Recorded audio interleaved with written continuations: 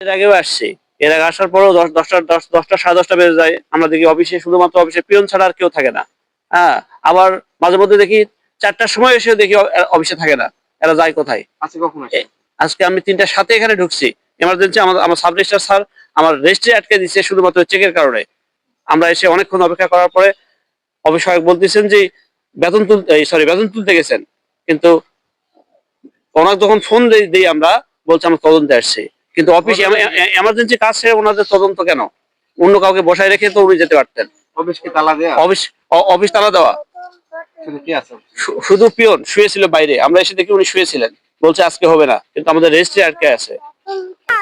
আবার ফোনে যোগাযোগ করি, তারা বলতেছে যে আমরা তদন্তে এসেছি। তো তদন্তে দুজনেই পেরেছি, এই কথা বলে মানে ফোন কেটে দিয়েছি। আমার ইমার্জেন্সি কাজ ছিল, আমার জমি রেজিস্ট্রি একটা খারিজ, আমার মানে সরি রেজিস্ট্রি হবে, আর খাজনা রসিদ কাটা, শুধু এখানে 10 মিনিটের কাজ।